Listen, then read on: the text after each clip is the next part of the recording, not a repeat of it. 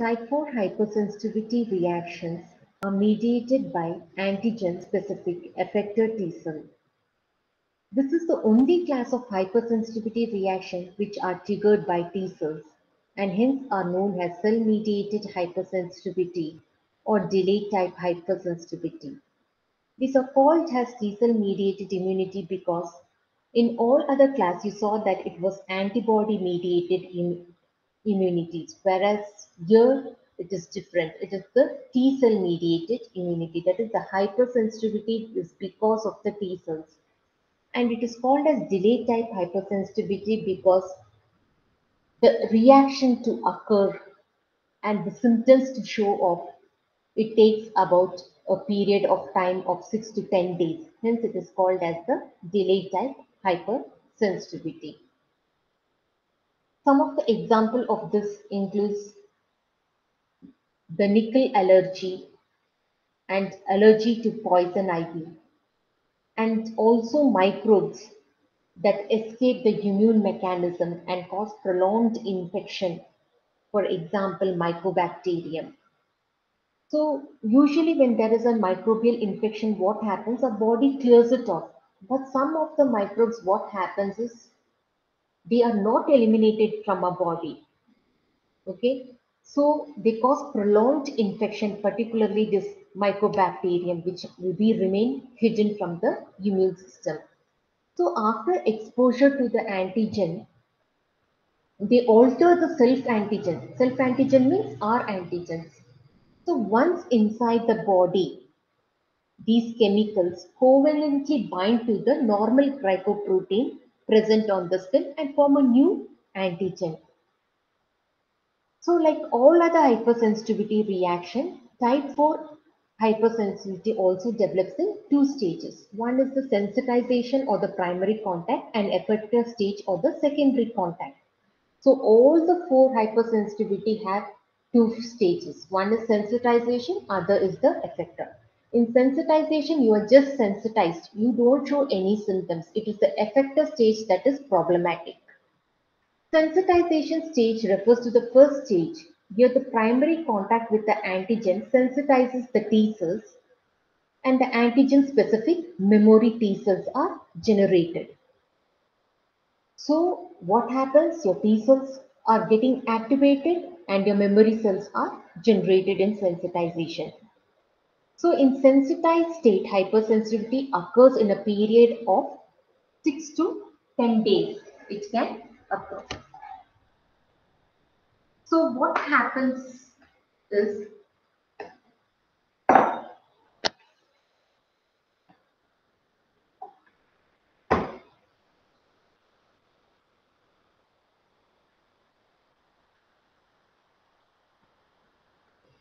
in sensitized stage, hypersensitivity occurs in a period of 6 to 10 days. Second exposure to antigen is known as the secondary contact or the effector stage. During the effector stage, the host tissue damage takes place and this damage is apparent only after 1 or 2 days. So this delay in the manifestation of the type 4 hypersensitivity is due to the time taken by your T cells for activation, differentiation of cytokines and chemokine secretion, recruitment of macrophages and other leukocytes. So since these all takes time to show the symptoms, this delay is known as the delayed type hypersensitivity or type 4 hypersensitivity. And here in type 4 hypersensitivity, we told the culprit is your T cells. So there are two types of T cells. One is the CD8 that differentiate into cytotoxic T cells and CD4 which differentiate into T helper cells. Which T cell will initiate the reaction depends on how the antigens are presented to your naive T cell. For example, like if there is a pathogen in the body, usually what happens is the CD4 helper cells, they get activated. Okay. So if it is CD4 cells which are activated means it is the MHC2 molecules are involved. Now, what we'll be dealing more in detail is poison ivy. So, whenever a body comes in contact with a poison ivy, the sensitive individual show hypersensitivity for reaction. And here, which T cell is involved is the CD8 cells, that is the cytotoxic T cells. So, it can be either CD8 or CD4, that is your T cell or the T helper cell. So which T cell is getting activated depends on the type of antigen your body is exposed to. Suppose say if it is an pathogen, internal pathogen which is present in your body, that time your CD4 cell gets activated. For example, if it is a poison ivy, then CD8 cells get activated. Now let me take the example of this poison ivy and explain to you all how this type 4 hypersensitivity occurs. So in this poison ivy, you can see that it produces a chemical. These leaves, no, they have a chemical called as urushiol, which causes the inflammation in the sensitive individual. So here what happens, your CD8 cells are activated. In the other words, you can say that the cytotoxic T cells or the killer T cells are activated. So in the first stage, what happens? They are sensitized. When you first come in contact, you are called as a primary contact. That is, your T cells get sensitized and immediately memory T cells are produced. Next, what happens? The effector stage. That is, again when you come in contact with your poison ivy, then the secondary contact, that is second exposure to the antigen starts. This is where your host tissue damage occurs. So you can see here, this is the sensitization. Your skin comes in contact with the poison ivy. The antigens enter your skin. The dendritic cells are attracted towards your antigen. Dendritic cells are also called as APC cells, antigen presenting cells. So, which is the MHC which is activated? Here it is the MHC2 which activates the CD8 cells, that is the T cytotoxic cells or the T killer cells, and this will start producing the memory cells. This is your sensitization state. In the effector state, what happens is now your T cells are sensitized. Immediately, what your T cells will do is they start producing the interferon gamma. This interferon gamma in turn activates your resting macrophages. Now the macrophages will become active and they start producing the interleukin 2, which in turn activates the T cells. Okay. So this phenomena is known as the effector cells. Now your macrophages are highly activated. Okay. They produce the tumor necrosis factors and it activates your cytotoxic T cells.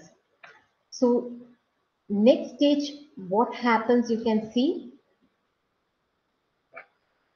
this is your macrophages. You can see the infiltration of your macrophages. All the macrophages clump together and they form the elliptoid shape. They enlarge in themselves and then the tissue damage occurs. That is, after 6 to 10 days, you can see the damage which is caused in your tissue.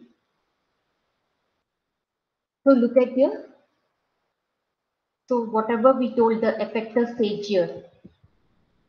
Okay, so your resting macrophages become activated because of your T cells, because your T cells is producing the interferon gamma and also the tumor necrosis factor beta. Then your macrophages in turn produces certain chemokines like interleukin 2, which can further sensitize your T cells. Now your macrophages become activated, they become like a clump like this and take an elliptoidal shape, okay, and then they can cause the inflammation. That is what you are seeing here. So your macrophages, your memory helper cells, your cytotoxic T cells all cause the lesion, and Since this takes about a period of time, as I said, okay, it takes about like 6 to 10 days, and the effector stage will take about 2 to 3 days for the symptoms to occur. So you can see that the T helper type 1 cells and the antigen specific T cells, next they migrate to the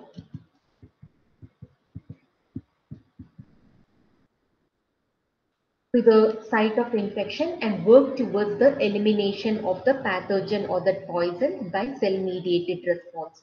All these events during the sensitization require at least 1 to 2 weeks. Now the person, once they become sensitized, as I said earlier, next starts the effector stage, this one. Okay. So again, when you are come in contact with the pathogen or this poison ivy for the second time, when the individual is exposed to the same antigen for the second time, the effector stage results in the activation of the macrophages leading to the inflammation.